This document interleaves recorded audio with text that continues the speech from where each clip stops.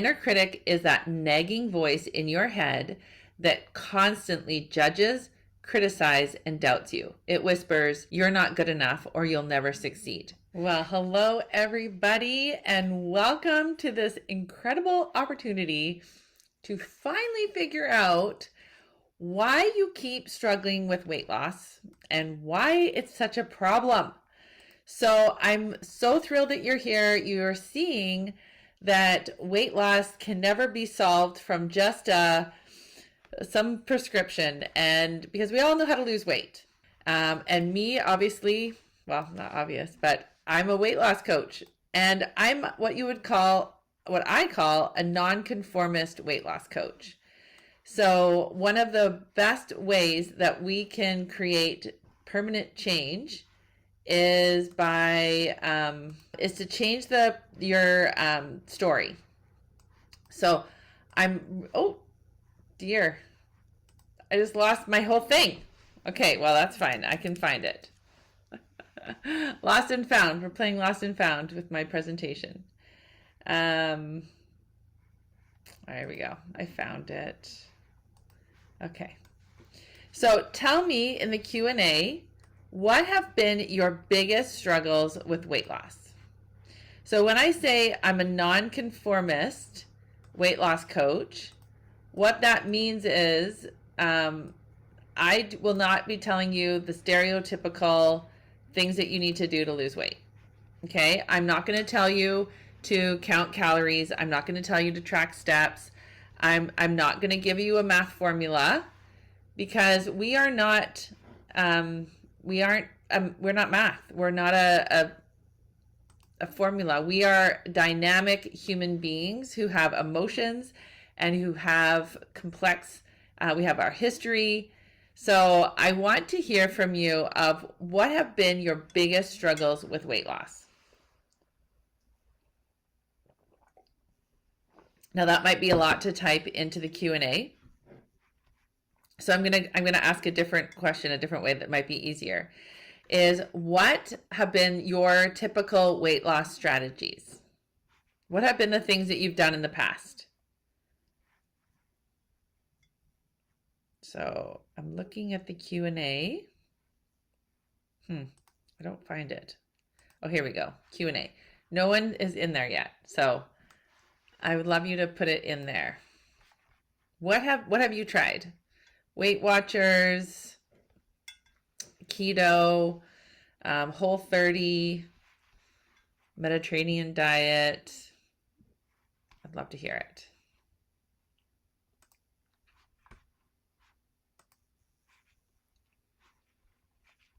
Okay.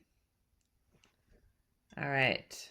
Deprivation, willpower, fasting. So so let me know in the Q&A what you've tried in the past. I would love to find out what has been your past. Okay. All right. So what I want to do is I want to think about today's topic obviously is the inner critic and how it creates chaos in weight loss success. All right. So what is the inner critic? So let's get really clear on what we're looking at. So for example, tracking food. Yeah. What does your inner critic sound like?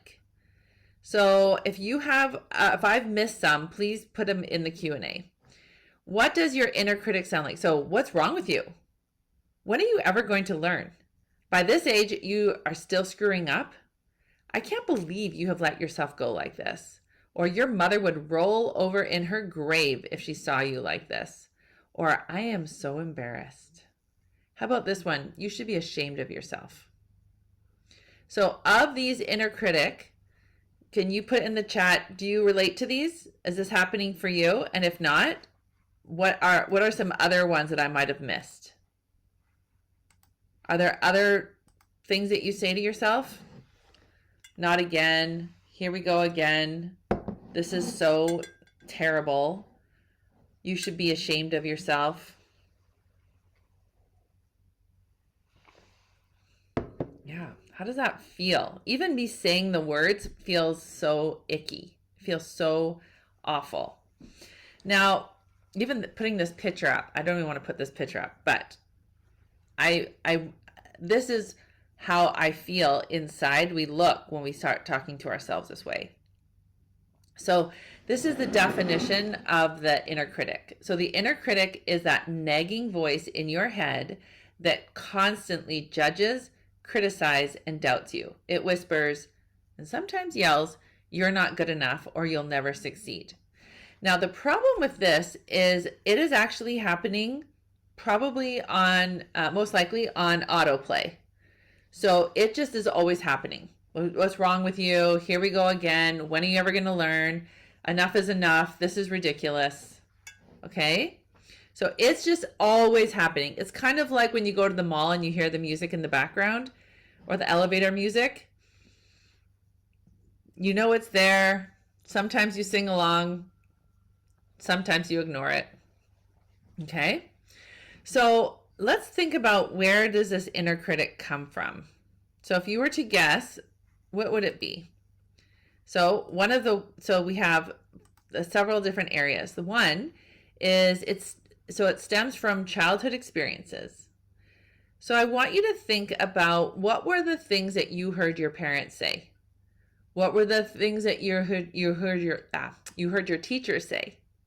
What were their comments, and what did you make it mean about yourself? The inner critic comes from societal pressures. So what were the messages that were sent to you? One thing I found interesting, even in my own family, my mom always spoke to me. I have 3 brothers and 2 sisters. She always spoke to me about going to university, but I had 2 choices. I could be a teacher or a social worker. That was it.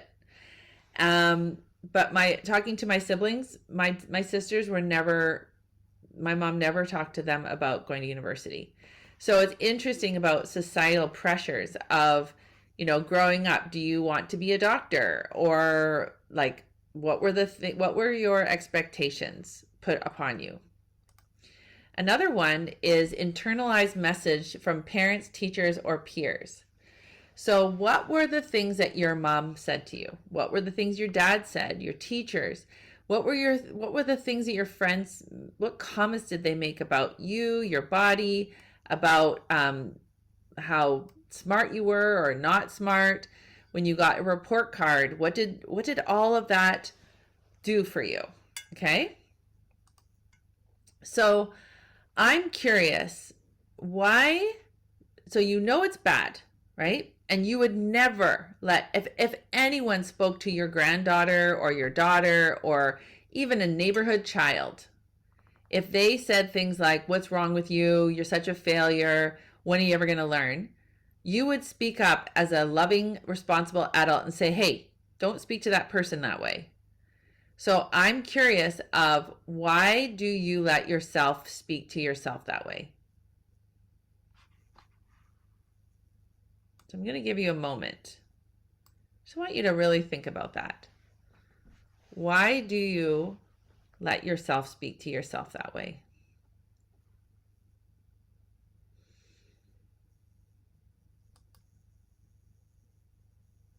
My next question is, and I would love to hear your responses in the Q&A. I really want to encourage you to be interactive. So my name is Dara Thomason. I was a school teacher for almost 10 years, and then I taught quilting for years, and now I'm a life coach. I've been a life coach since at the end of 2019. And one of the benefits that I have found is, when you understand how the human brain works. I used to teach children, obviously, and then I taught adults, and then so I learned about pedagogy and how, people are different. We have different learning styles.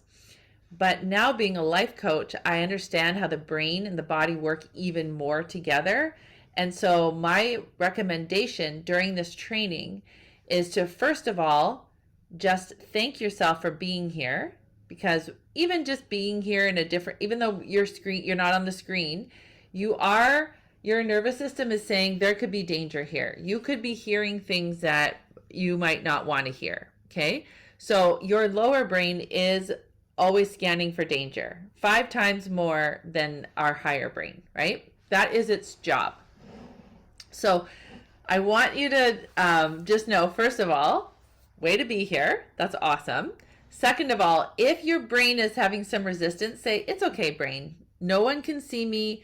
That's why we're using the Q&A, because even no one can see your full name or anything. This is a totally safe place.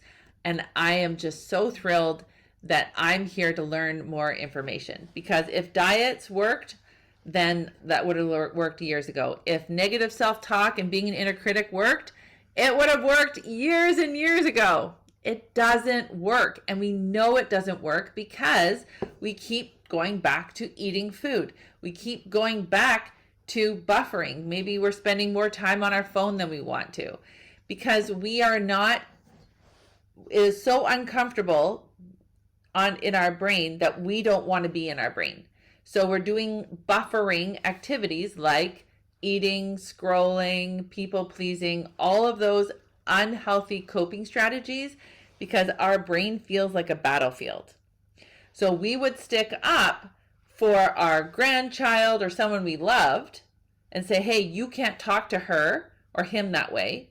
But the problem is also understanding how the brain works. As a life coach, 95% of our thoughts are on autopilot. So if you imagine an iceberg, you don't see most of the iceberg, right? And so if we are just constantly, and I'm going to get into this, this negative self-talk, for the most part, we don't even realize it's happening. Okay. So we're going to do some exploration here. So you only get one crack at being a kid. However, even though you're in your, 50s, 60s, 70s, some of you might be in your 80s, even though you're a certain age, you are still being impacted by your childhood more than you imagine because of this concept.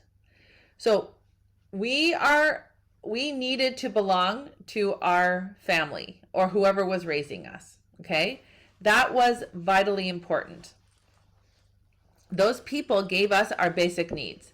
They gave us shelter, food, protection. Even if it wasn't awesome, even if we had an alcoholic or abusive father, or mother, at least we had a roof over our heads. It was better than being homeless. Okay. So in order for us to survive, we were literally walking around. I shouldn't say literally. We were walking around taking notes on how do I survive in this family. So for example, if these parents or responsible adults in charge of you would say things like, if you don't clean your room, you aren't good. So now in our survival brain, we're like, clean rooms mean safety. If your grades aren't top notch, you aren't good enough. So there we go. We have super strong message of if I don't make good grades, I could get kicked out. It felt extremely dangerous. Or what about things like this? Girls shouldn't be too loud. Our children shouldn't speak up until they've been spoken to. Or you girls can't be too rough and tumble, right? There's all sorts of messages. And one of the craziest things about this is that we will remember something our parents said, and then years later we'll say, well, remember when you made that comment about that woman at the grocery store? And you have this full, like, it's almost like a movie, right? You're replaying the movie because it felt so dangerous. And your parent or responsible adult will say, I have no idea what you're talking about.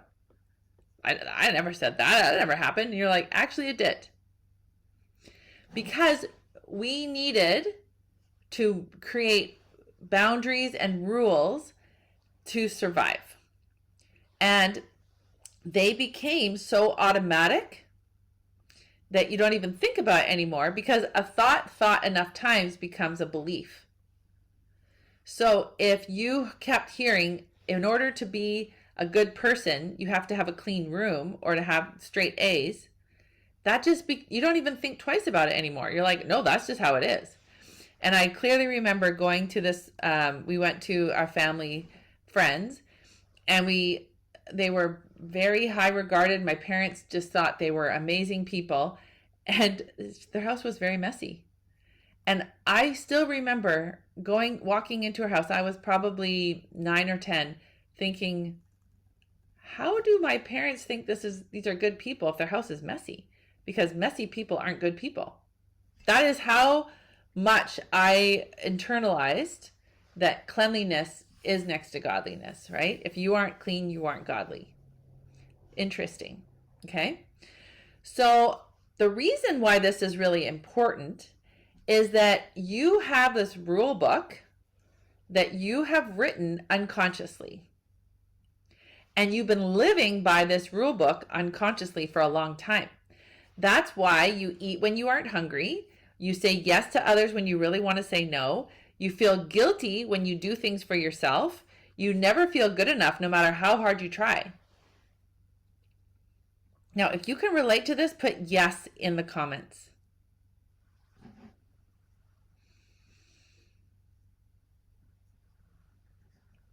Or you can have some sort of like aha moments. I really want you to be with your brain right now. I really want you to look at, wow, what were those messages that I was given as a kid that I'm still holding on to? Because the truth is that unless you change your thought patterns, unless you actually go back and think about your thinking, in some regards, you're still thinking like a 6-year-old. You're still thinking like a 12-year-old. You're still thinking like a 19-year-old. Because we created these thought patterns as kids, and unless we go and change it, it's not going to change. And it's called metacognition. It's like thinking about our thinking. So if we don't understand how to think about our thinking, nothing's going to change. All right, I want to hear your comments. You're all being so quiet in the chat or in the Q&A. Okay, so what were some of the rules that you have internalized? And how have they affected you?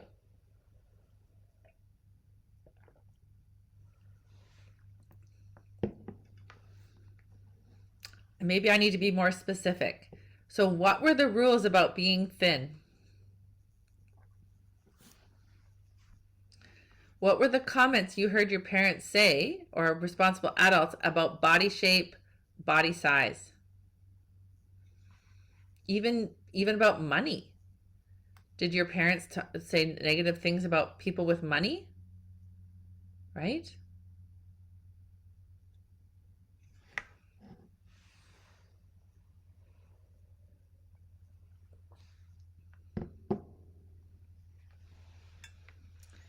Yeah.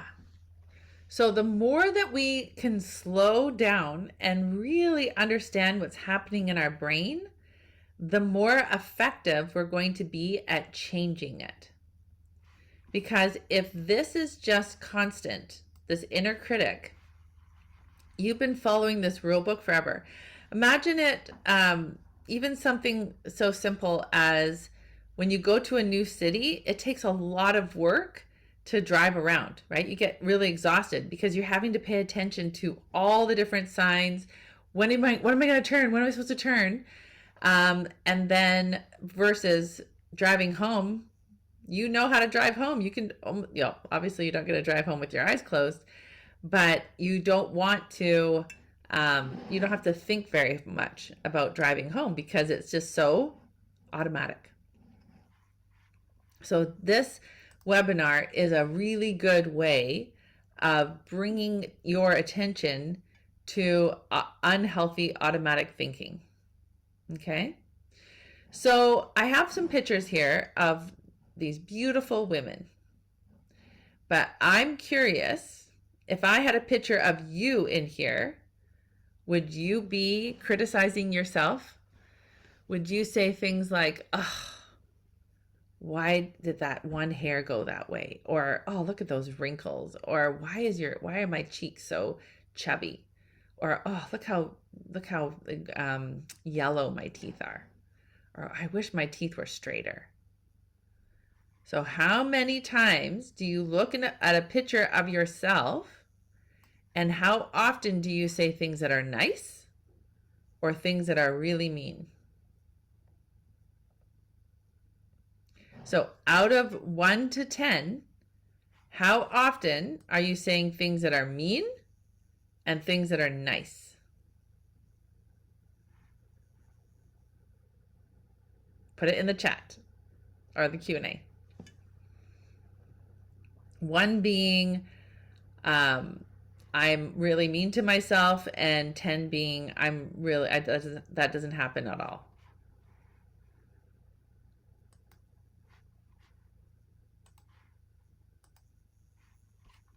Let's see it in the Q&A.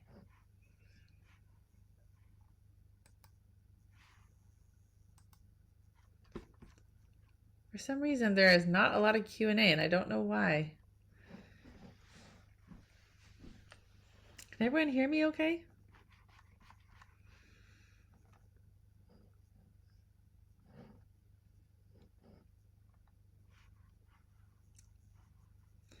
So I want you to think about how often do you criticize yourself when you look in the mirror?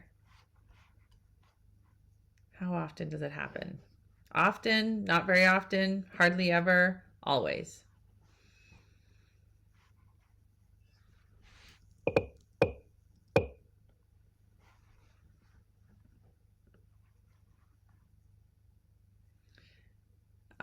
Okay. Yeah. So maybe everyone's just being very pensive. They're thinking.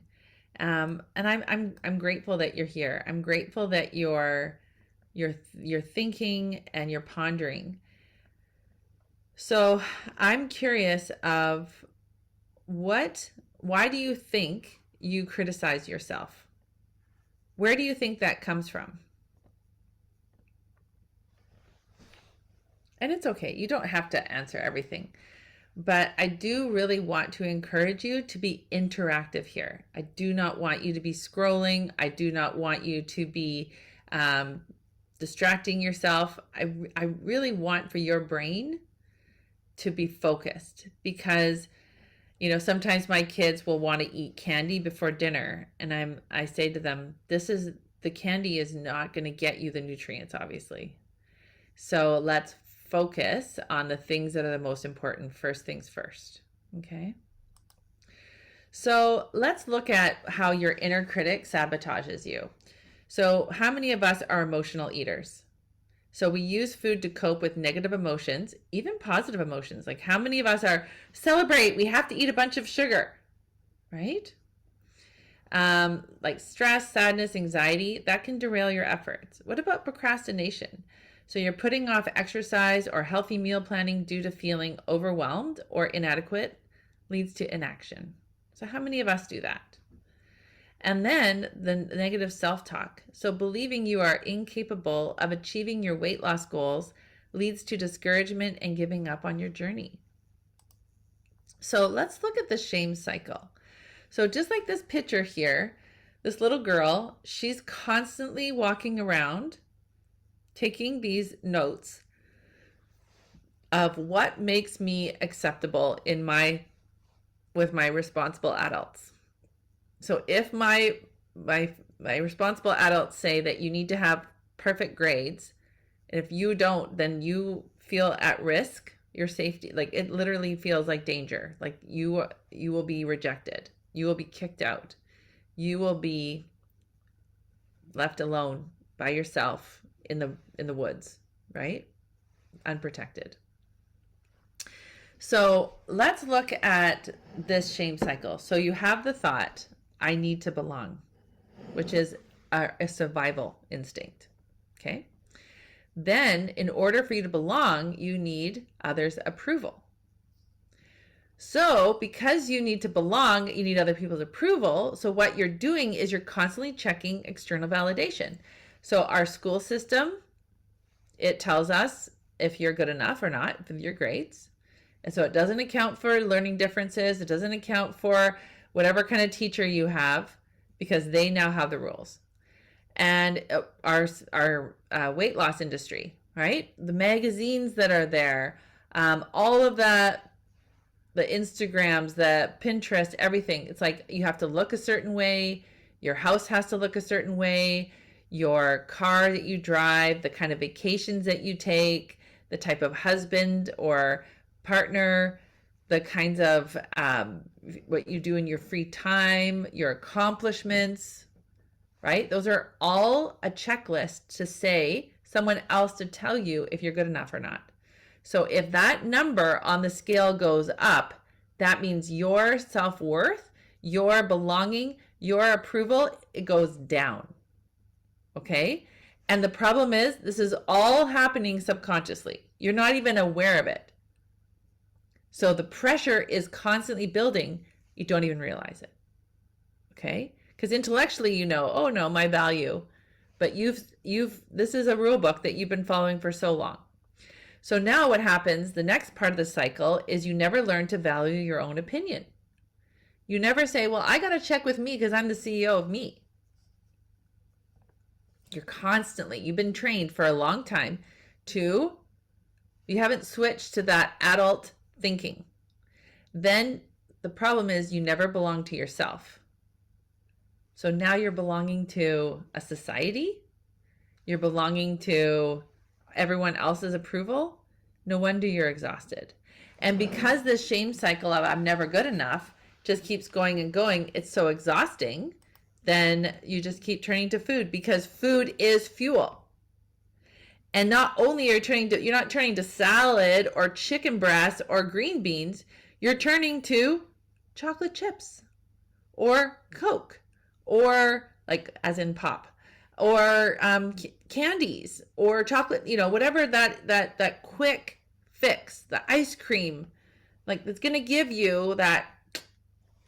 So how do we overcome this inner critic? Because the problem is, if your head feels like a battle zone, you don't want to be in your head.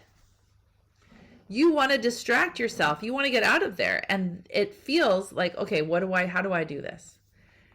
Now, the first step is we need to have awareness. So way to go. You came to this training, you're learning, and a lot of these things you probably know already. And my hope is that the more that you hear this in a different way, the more it's going to land for you.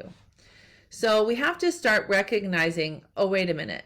This is not my voice. This is my inner critic's voice that I don't really want. She's not welcome. So I need to learn how to kick her out. Okay. So then the challenge is to question that validity of the message. It's like, is that even true?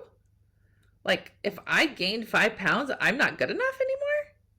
Or if my car doesn't look like that person's, or if I don't have this kind of house, or if I don't have, my kid's not as successful, is that even true? That's interesting, right? Now, the next step is to reframe. So really looking at what is it that's happening. So we need to go through this process called cognitive restructuring. So cognition is our brain and learning about our brain. So as a life coach, what has helped me is it gives me a framework to understand how my brain and body work together. So right now, a scrap piece of paper or a journal, however you want, or even in the Q&A if you want, I want you to write down what are some of your common inner critic comments. Okay, so what are your typical inner critic comments? So I gave some examples up here.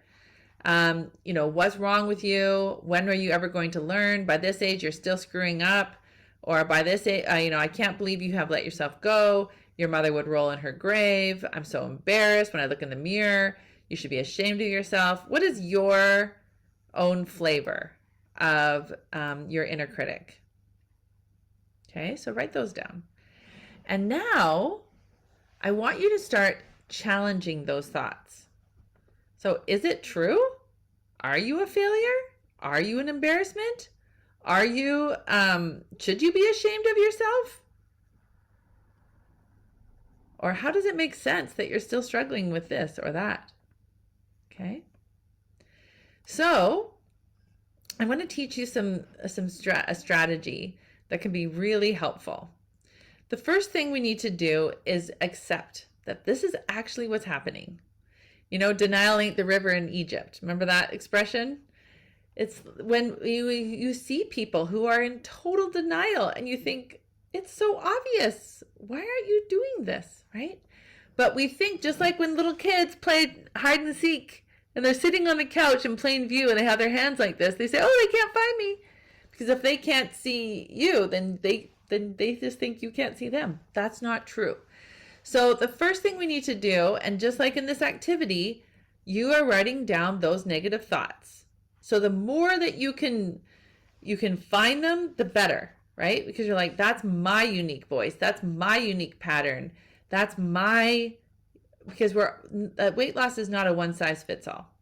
Okay, so acceptance. So now we can start saying, oh, you catch yourself. Oh, there I go again, blaming myself. Oh, there I go again, being mean to myself. Oh, there I go again. I don't want to be like that anymore. Okay. The second part is compassion.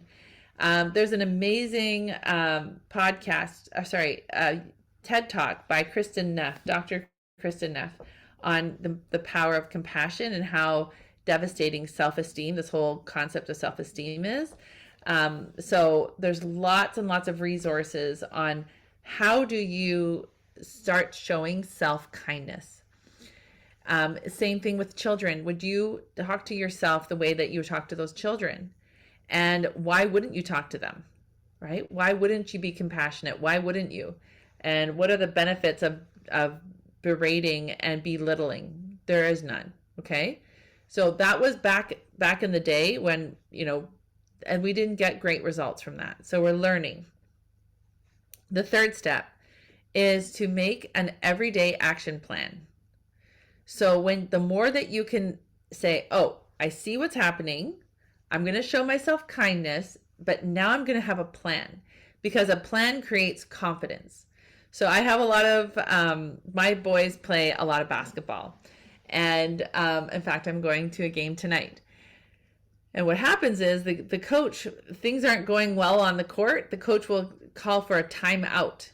And then he or she gets out their clipboard and they say, this is the play. Remember, we've practiced this over and over. We need to do that again. And so they practice that. So that creates confidence in a team, and the team that can really execute those plays, the better the team is going to be. So then the fourth step of helping you combat the inner critic is to understand the importance and implement gratitude. So I would say that gratitude is like the glue that guarantees real change. So the more that we can show gratitude, the more that we can be in that wonderful, abundant mindset of, oh, isn't this amazing? I have a body. One of the things that I will say to my clients is, if you can't appreciate your body, let's just pick, like, I'm grateful for my fingers. I'm grateful that my fingers bend and that my brain can tell my fingers to do things. And then I can pick up a pen, or I can do all sorts of things, or even gratitude that your heart is always beating and you never even tell it to. You can be grateful that your heart is doing its job, that your lungs are doing what they need. Your nose, that it smells. Like all of these things, you're just so grateful. You can even be grateful for, this is like a silly example, but we have little hairs in our nostrils and they filter out dirt. You could be like, thank you. Or we have tear ducts so that if we get dust in our eyes, then our body will just do that. So we don't even have to, it doesn't have to be like this false gratitude, but it's directing our brain to look at what's wonderful, what's good in life. And so now we're starting to change that that thinking and that process. And so we don't have to have external results to feel good about ourselves. That's why self-esteem is such a problem, because self-esteem is based on the only way for me to be good is if I'm better than someone else. Okay? So you can change. No matter how old you are, no matter how much you're like, nope, it's just happened, it's just a habit, that inner critic is just there to stay. No, it's not true. The thing is, if you can tie your laces, you can pay a bill, text a friend, you can 100% change. I promise you. Because what we're going to learn is the process of failure and the skills that we learn from it. So you already have this skill. Okay, let me show you. So you have a goal. That could be tying your shoes. You have a desire. It's like, I want to be able to wear those new running shoes. You have to learn the basics. Someone has to show you those foundational concepts. And then you give yourself permission to fail and learn from each failure. That is how we learn. For everything we do, that is the process. Failure is key. But this is the part about the failing part. So because you understand, oh, when I did it that way, it didn't feel right. Or when I did it that way, I missed that one connection. So then you can now go in and you can troubleshoot it. So there's a great quote by Earl Nightingale that says, success is the progressive realization of a worthy ideal. So that's a worthy ideal is to tie your shoelaces. I know this sounds so basic, but so anytime you're allowing yourself a learning curve, anytime you're allowing yourself that progressive, like that, you're understanding that success or learning is always a process. It's not like a light switch on and off. Okay. So think about when you texting people. Now, I would say pretty much all of us can do it on autopilot. But when phones first came out and we didn't really know all of the ins and outs, it was very confusing. And now, because we let ourselves fail and we let ourselves, not get it right away, we can now do it easily. So in this process, you realize, okay, for me to be successful, I have to give myself permission to go through it, right? It's like the Dr. Seuss book. You can't get over it. You can't go around it. You have to go through it. And we all have to learn that. So even thinking about remember when you go to the bank and pay all your bills? Now we can just click some buttons and our bills are all paid. It's like magic, okay? So the thing that with these scales is we have to be willing to be uncomfortable enough because you're like, it is worth me feeling uncomfortable of setting up an online bank account and having to figure out all these numbers and maybe have to make a phone call. I have to be on hold for a couple hours, but you know that it's worth it because in the long run, you're not going to have to go to the bank all the time. You're not going to wait in line. You're not going to have to, go through all of that. You can you can pay your bills at any time of the day. You don't have to worry about planning your day around the bank hours. Okay. So the more that you understand that, the more that you are willing to be uncomfortable.